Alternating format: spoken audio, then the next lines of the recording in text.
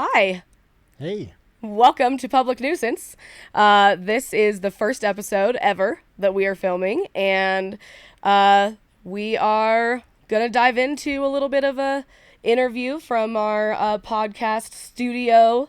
Yep, Diamond Owl Studios, Greenwood Village.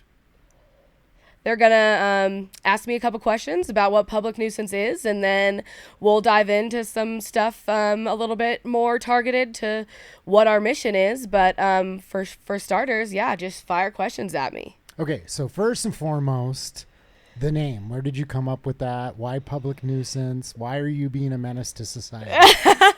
No, that's a great question. And I've been thinking of whether I wanted to gatekeep the story. But I'm not gonna. I'm just gonna tell it. So public nuisance is a name that came from the city of Denver. The city of Denver has an ordinance that allows them to deem a property a public nuisance. Okay. That ordinance was put into place in 2017, and it specifically allows the city of Denver to deem the location a public nuisance, give the owner 12 days of notice to act upon that, deem whatever, and if they don't act upon it, then, by act upon it, they mean close it, shut it down, stop doing whatever is the nuisance, and stop operating completely. And if you don't stop operating completely within those 12 days, then the city of Denver is able to file a civil action against you. And in that case, you have to either sell your building and give it away to a different entity that wasn't causing any nuisance, or you have to agree to change everything that you're doing, change your purpose, I guess. Like a cease and desist. A cease and desist, exactly. Yep. That's what I was trying to think of. Yeah. So there's a lot of reasons that a building could be deemed a nuisance. It could be bad to look at. It could be disruptive. It could be, it could convey a message that the community it's in doesn't agree with. But the reason that the building that started the idea behind public nuisance got deemed a nuisance is because we were throwing after hours underground raves till 5:30, 6 o'clock in the morning on South Broadway for 3 months. Okay. In the same location without moving. Yeah. And yeah, it was loud drum and bass and techno from 10 p.m. to 5:30 a.m. on South Broadway between a bar and a restaurant. Gotcha. Right by a neighborhood for 3 months. So I can understand how it might have been a nuisance to that neighborhood. Yeah. And I will take full responsibility for participating in the nuisance. Yeah. But I'm not sorry for participating in the nuisance. I am a little bit sorry for participating in it so close to a neighborhood, but in my opinion, don't live so close to South Broadway. Yeah. Either way, I digress. At the end of the 3-month run of those events happening, we came to the venue one day to clean up after a party, and there was a notice on the door. And I'll actually just pull it up.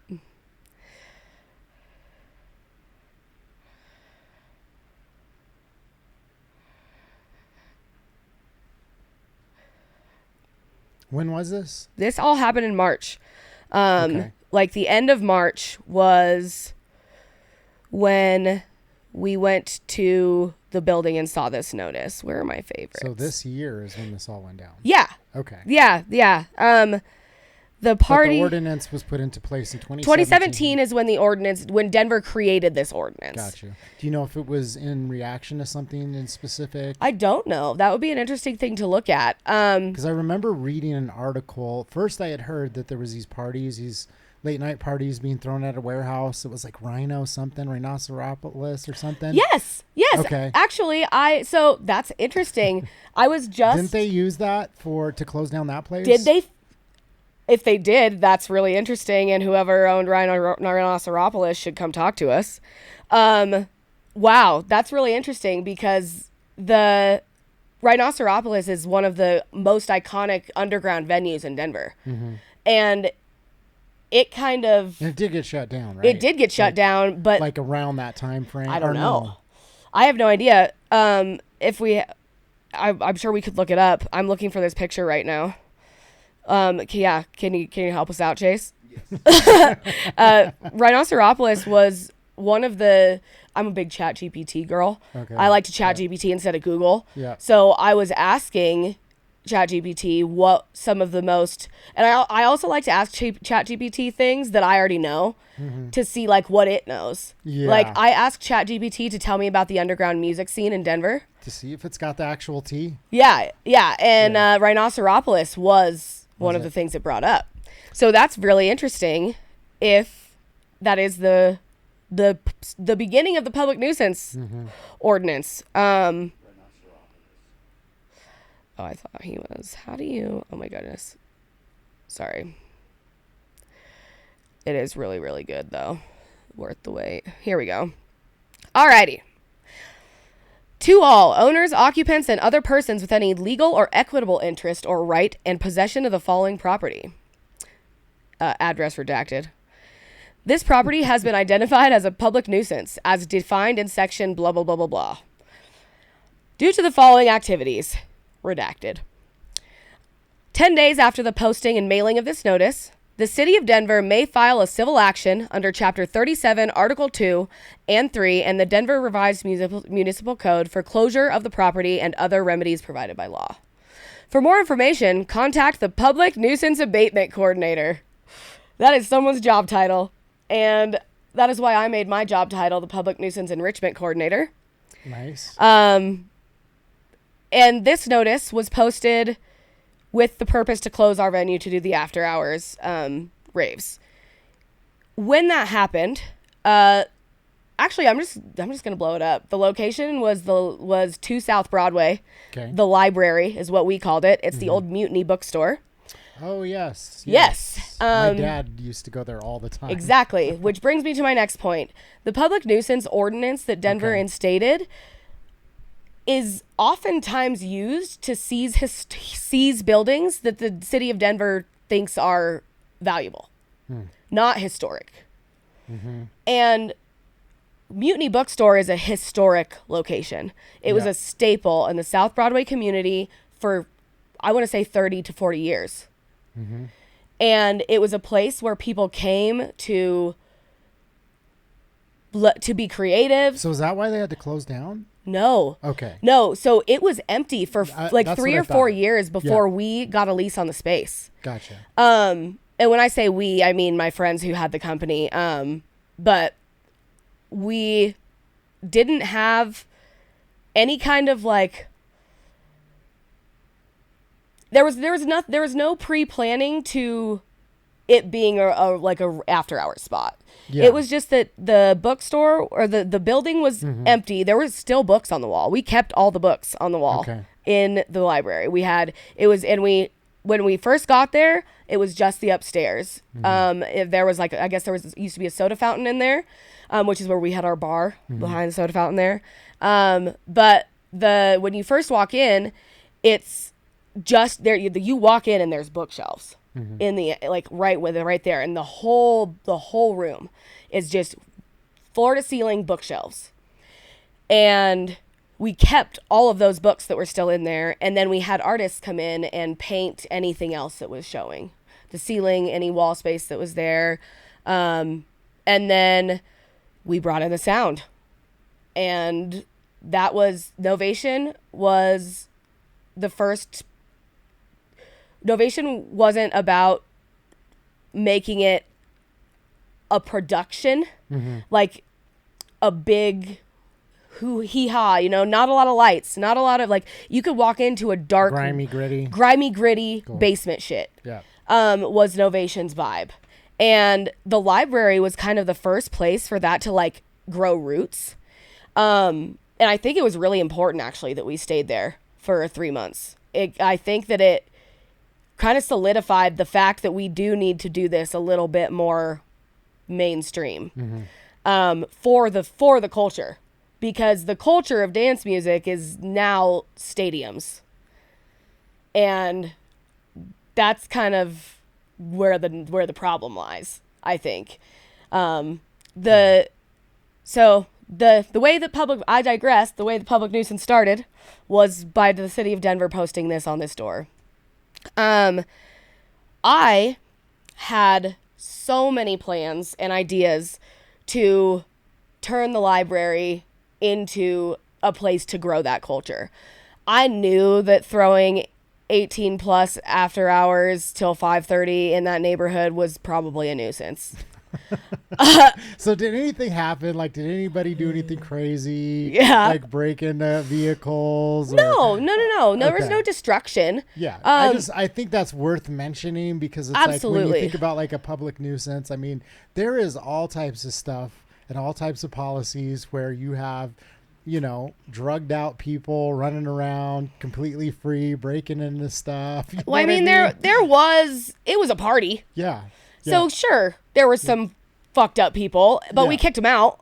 Yeah, no, I'm just simply saying, it's like, there's levels, right? Oh, there are absolutely levels, and our music was too loud was the problem. Yeah. Our music was too loud, and people were having too much fun and not being considerate of where they were. Yeah. That's what the nuisance was. Yeah. And I think that that's important to make right, honestly. Because if we had, here's the real point. If we had places to throw these parties, that wouldn't have happened. Yeah. But thanks to the guy who let us throw those parties there, because he is the one reaping, seeing the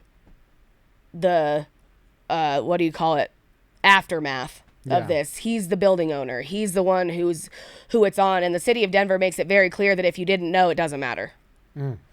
So is he still dealing with repercussions? Yes, and the owner of Novation is as well.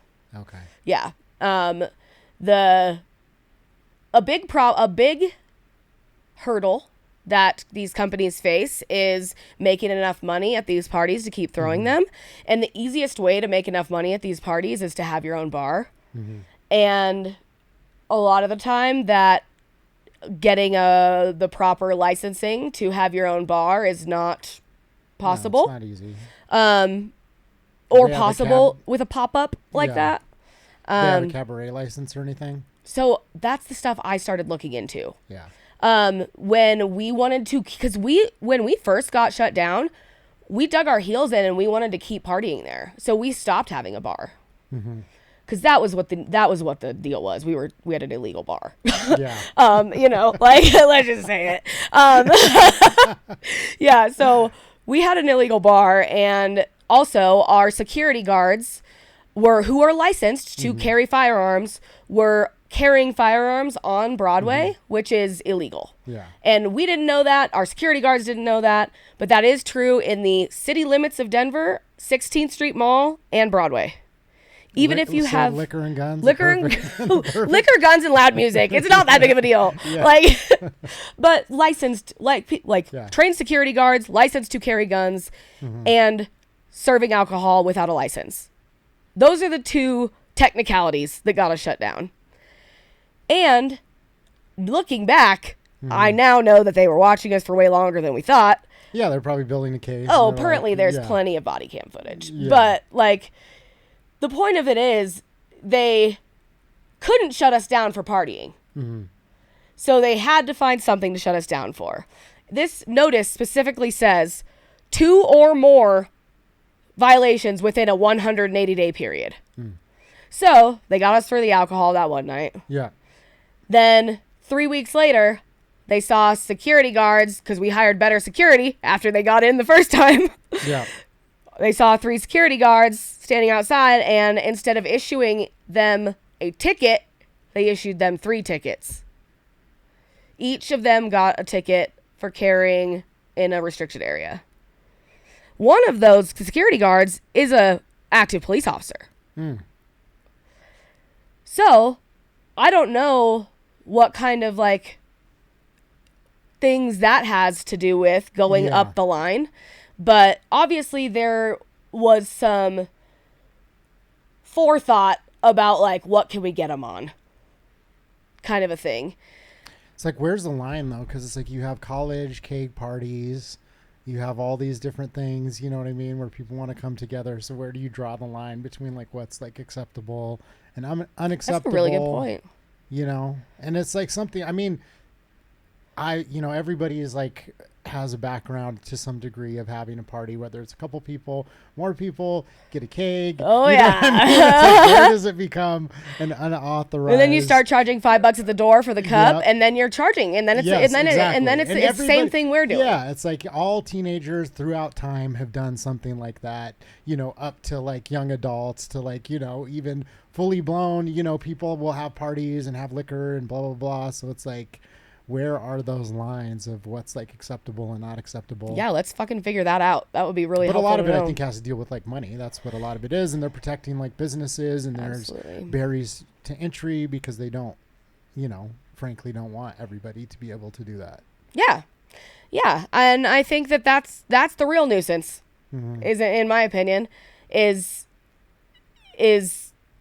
keeping the control in someone's hands for art. Art shouldn't be controlled. And at the end of the day, music is art. And if music is being played at a party, why is it now a problem? Like, I don't see the point in, like, yeah, there maybe needs to be a different category of license for that.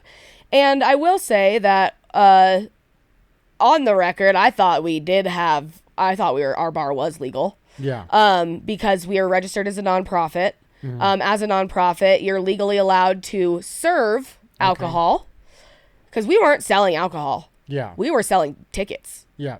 And what you did with those tickets is not our problem. And if you happen to find yourself at a bar and that bar has a White Claw that you can trade for a ticket, then that's how I thought it worked. Yeah.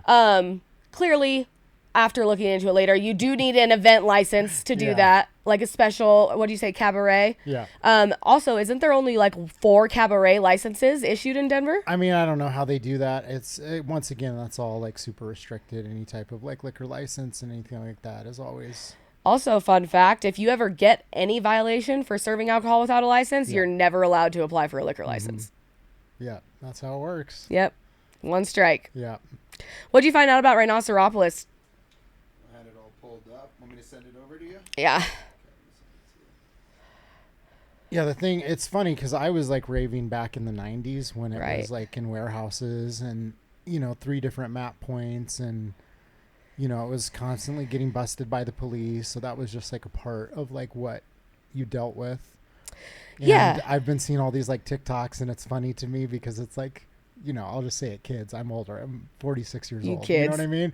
And so there are kids that are like, oh man, the scene has changed. Like the vibe is so much different back in 2017. And it just makes me giggle because I'm like, you know, and that's fine. Like, I understand. It's like not even policing, but it's like you want to like, you know, make sure that there's a certain vibe that's going. But I just think it's funny because I'm like, oh yeah, I went through that, you know, back in the late 90s when you saw it shifting. Yeah, and I think if you had this platform in the late 90s, it would have been cool to look back on now and see how you guys dealt with it. Well, they had like the Rave Act, which was like a thing that Biden was pushing. And what they did is they basically said that anybody that was, so if somebody was caught, you know, selling or distributing drugs at your venue, you would be charged as the, you know, person that was, you know, running the show. Yeah. So that's basically like drug trafficking, like all these different things. And essentially what they were doing is the same thing, which is we want to shut down, you know, any type of underground music venues and, you know, put it, you know, you said it's all happening in stadiums. So that's what I find interesting when the kids are talking about, oh, the vibe is totally different. It's like, well, I look at it and I'm like, okay, it's all corporate and it's been corporate for a very long time. And like the people, the youth, whatever. It's not on me now. It's like the young kids got to go and they gotta take it back. Yeah. You know, if you think about all the like music that has like changed culture, whether it be punk rock, hip hop, you know, rave music, it's all started at underground parties. Yeah. It's all the same birthplace, right? And that's why these events I feel like are needed, because that's where you get, you know, fresh talent, young people that, you know, are just like, you know, establishing or creating a new music genre. It always comes from underground parties. Yeah, because how do you start big? You don't start big. You can't start big. You start with your friends. Yeah, exactly. You start like, and then people are like, "Yo, they're actually pretty good. Did you hear these people playing at this party?" Absolutely. There's a group of DJs in Denver that has since disbanded, or I guess reconfigurated, the Nexus Collective. Okay. The Nexus Collective started at Novation. Those DJs were Novation's first residents. Mm-hmm. And now they're playing clubs every weekend, all of them. And every one of my friends' companies has a group of DJs now that are getting big. And it's like I'm sitting here witnessing the growth. Mm-hmm. And it's really the underground is where talent is incubated. It's like it can't get, and if it does get somewhere without being underground first, it's not going to be good, in my opinion. Like, you guys, it doesn't have enough thought. It doesn't have enough tests, enough not market stuff. But okay, so I'm going to jump into Rhinoceropolis. It was a DIY arts and music venue in Denver, in Rhino. It was founded in 2005. Rhino became a creative hub for all ages shows, experimental performances, art installations, film screenings, underground festivals like Fantasia and Tit Wrench. Does that sound familiar? What was the last one? Fantasia and Tit Wrench. Tit Wrench. TITW. I thought you said Tit Rich. Tit Wrench. Wrench. Okay. Wrench. I'm not familiar with tit wrench. You know, me neither. I know of nipple clamps, but not tit wrenches. Oh, yeah. See, that's for a different podcast. That'll come on after 10. December 2016. In the wake of the tragic ghost ship warehouse fire in Oakland, the Denver Fire Department inspected Rhino and found extended permanent wiring, illegal living spaces, and flammable materials, ordering closure of its residences and event space. The shutdown displaced several artists and sparked community backlash, city inspections, and had occurred previously without major enforcement.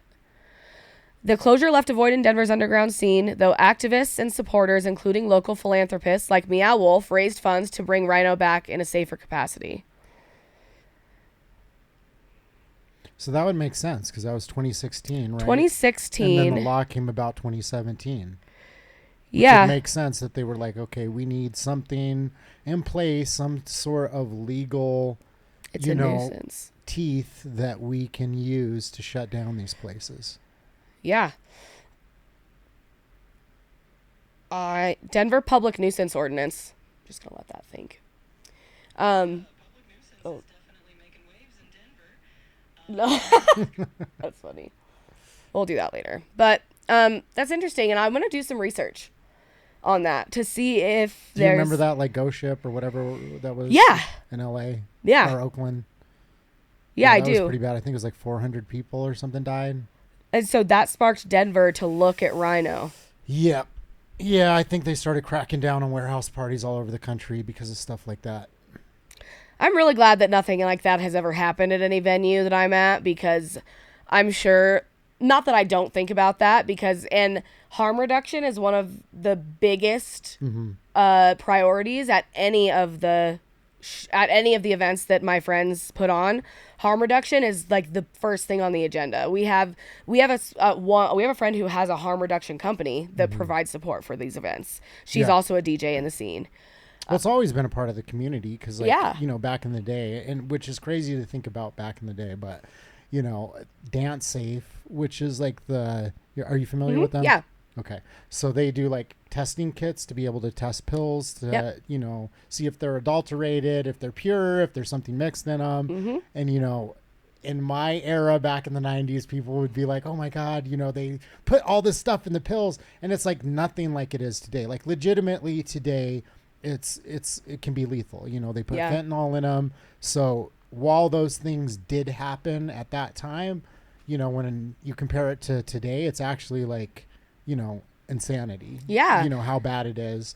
But, you know, even then it was like, hey, you know, we know, let's be honest, we know that taking drugs is a part of the community, doing all this stuff, but let's do it in a safe manner. Absolutely. And it was like people inside the community that actually developed like, you know, a company and a program to be able to say like, hey, we want people to enjoy themselves. We know that they're going to do this regardless, no matter what the police say, parents, whatever else, you know, it's like they're going to do what they're going to do. So why not do it in a way that's like, you know, safe and moderated? That's how I feel about, I think that the underground is a place to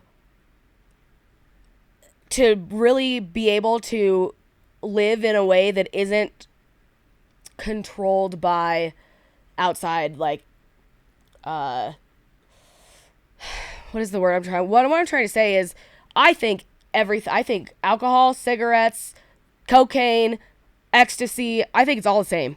I think prescription drugs, alcohol, cigarettes, I think it's all in the same. I don't think that there should be schedules. I don't think there should be classes. I think that it's drugs are drugs, and I think that there shouldn't be I don't think drugs should be illegal, like, at all. And that's something that I can practice in the underground without, like, getting ostracized for it, you know? But it's also, I've never seen anywhere that I've seen somebody mistreating drugs was never at a party that we threw. It was never at a show that I was at. It was always someone by themselves on the street tweaking out, you know? Yeah. When you're doing drugs with a community, it's not usually bad. Like, if you're doing activities with your community and you're also doing drugs, it's not, the drugs aren't the point. Yeah. The drugs are just there. And I think that everybody knows that, everybody does know that drugs, every person might need a drug to function properly. Whether it's Adderall, whether it's a heart medication, whether it's ibuprofen because you have a headache, whether it's coffee because you're tired in the morning. All of those are drugs. And everybody needs something to get through the day. And I don't like to judge anybody for doing whatever they do, and I won't. And I'll just, if I don't agree with it, I'll just stay away from it.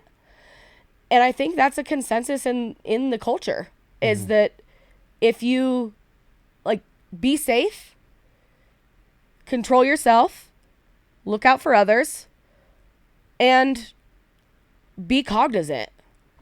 And I think if everybody could do that, then drugs wouldn't have to be illegal. I know that that's not true, or that's not possible. And I understand why drugs are illegal. However, I think that's also about money. Yeah, I mean, they're basically they're just legalized, you know, drugs. No, yeah, like Adderall's pharmaceutical Adderall's government meth. Oxycontin's fine. They just got everybody hooked in the entire country. Yeah, but as long thanks as Vietnam. It's coming from, you know, a big pharmaceutical company, it's all good. Yeah, but see, if it's exactly. Like your person on the you know what? I've street, been dancing around bad. that. Yeah. I've been dancing around that. That's exactly right. It's like why, and they want the money. That's why they're shutting this down, is because they want the money. Yeah. The ATF. Yeah, I mean, it is. It's like a giant Ponzi scheme. They get paid for policing it, and they just want the control to be in the hands of, you know, their company that they can buy on the stock market. Absolutely. And thankfully, I think that we really do have a shot in this day and age of being able to, like, have enough people to come up together and say no. Yeah. And I think, I mean, obviously there's so much unrest in the entire world right now. And that's because there's enough anytime that my favorite thing to say about public nuisance is, what revolution didn't start with a public nuisance? Yeah, that's true. I mean, there is good trending stuff. It's like, you know, they are decriminalizing, weed. Yes. We've seen that. Obviously, Colorado is known for that. Now Mushrooms. Mushrooms are doing the same thing, and now they're starting to do research on MDMA and LSD Ketamine. and all these. Yeah, I mean, I was walking down Gaylord Street. And I saw like a ketamine therapy. You should place. go.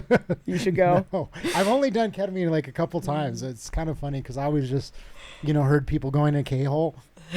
And that just didn't sound fun to me. It's not. And I was actually at an after party and I had no idea. Somebody's like, here, take a little bump. And I did like one. I was like, oh, that feels kind of good.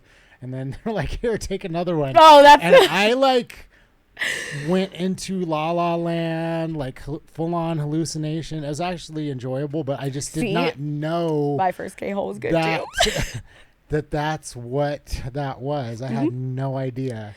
Yeah. And I snapped back and I was like, where the hell was I? What the fuck was that? Yeah, no, exactly. First of all, the first thing I always said is ketamine feels like space cocaine. Okay. And if you dance around the K-hole, it's fun. If you go in it, you never know what you're going to come out as. But the point of those ketamine therapy clinics is that ketamine is one of the 3 main drugs they use in general anesthesia. Mm-hmm. When you go get put under to get surgery, they say count back from 100. Like that's ketamine. You're in a K-hole when you're getting surgery. Yeah. And the idea behind those therapy clinics is that they can control... And like ketamine, if you experiment with ketamine, you can get it so dialed in for yourself, like down to the minute. I have friends who weigh out their ketamine and they'll take 0.3 and set a timer on their phone and they'll know exactly when it's going to hit and what they're going to feel like. It's one of the most consistent drugs that interacts with the human body. That's so funny because they're basically like an anesthesiologist for themselves. They are. They're a mind anesthesiologist. The therapists who do they're a mental anesthesia, but like all anesthesia, I guess, it's dissociation. I've heard remarkable things about it. It's being dissociation. Able to help people with like depression. Yeah, and that makes sense to me. And you know what I think is interesting? So if ketamine can dissociate you and let your brain disconnect from the depression enough to heal from it, then mushrooms are known to reopen pathways and redirect brain signals. So if you could use a combination of ketamine to disassociate the depression part and mushrooms to rewire it to a different place, like we literally might be able to fix these disorders. And I think that's so important. And if this culture could be part of that getting like closer to being real, then that would be, I would feel I could die tomorrow. I would feel so accomplished. Yeah, there's a lot of like soldiers that are now doing like MDMA therapy, mushroom therapy, ayahuasca and all this stuff. And it's like helping them with a lot of, trauma and stuff related to being in war, losing people. Absolutely. And I think that, I want actually, before I get into that, I'm from Nebraska and the town that I'm from is 21 miles from South Dakota. And the border of South Dakota, and Nebraska right there is also the border of the Pine Ridge Indian Reservation. It's the poorest Indian reservation in the country. And it is definitely not the greatest place to be. Like there's this little town called White Clay, Nebraska, and White Clay had nothing in it but two liquor stores and a grocery store that sold liquor. That's all that's in that town. And if you rolled up, it was likely that an 8-year-old with no shoes on would walk up to you and ask you for a cigarette. And there would be dead dogs laying in the street. And the reason that White Clay was there was so the natives could walk across the border into Nebraska and buy liquor because it's illegal on the reservation. 2 summers ago, there was literally a standoff at the border between the elders of the Lakota Sioux tribe and the Nebraska State Patrol because the tribe wanted the liquor stores closed. And Nebraska wanted the money from the liquor stores. White Clay has a population of none and sold 200,000 cans of beer a month. That's crazy. Crazy. Chase, where have you been? To White Clay recently? White Clay. I can't say I've ever Z, you been in White Clay? I Yeah. could've swore it. That I walked in here the other day after a party and there's about 10,000 cans. So Oh, yeah. shoot. Yeah. No, they did actually end up getting those liquor stores closed, though. But it took a fight. I mean, that fight has been going on for 40, 50 years. But it really is, like, a large portion of the school, my school, was Native American kids that would come down from the reservation.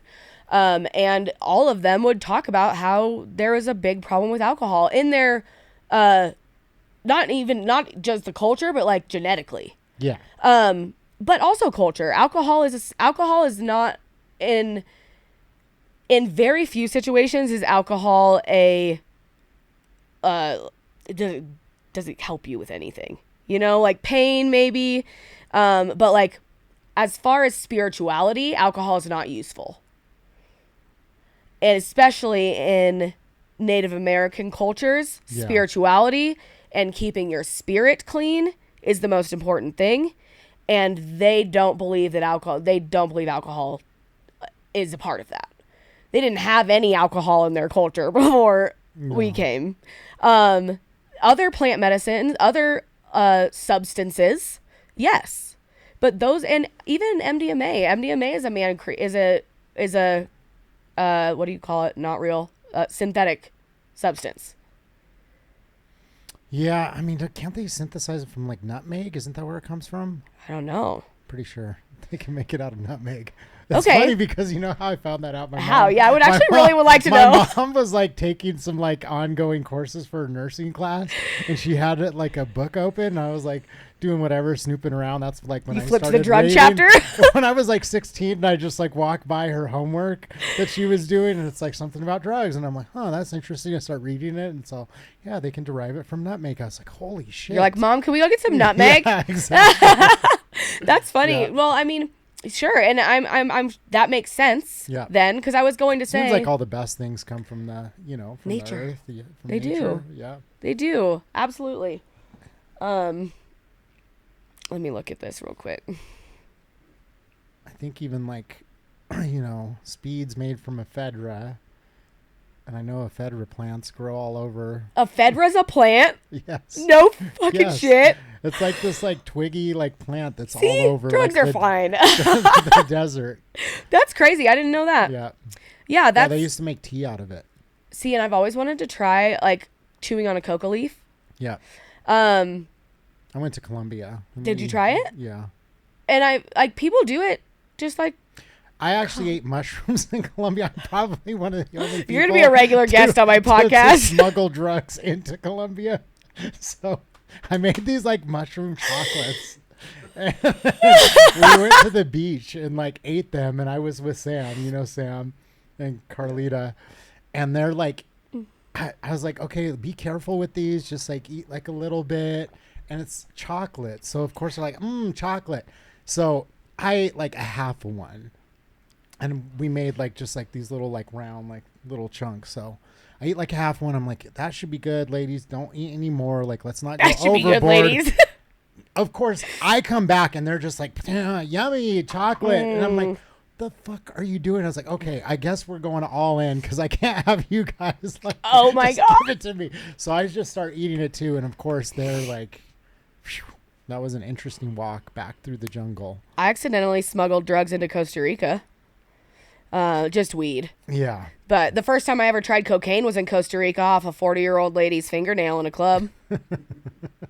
And she wasn't 40. And looking back, she was at least 60. Yeah. When I was 17, she seemed 40. I don't know. I mean, she could be, she could have been 40 and just a hard, Hey, a there hard you 40, go. That's right. That's right. No, my friend and I, so I went to Costa Rica when I was 17 and I spent almost a month there. And my friend's mom was a Spanish teacher in a town next to us. Mm-hmm. And she was taking her class to Costa Rica for a language trip. Well, I don't speak much Spanish, and still don't.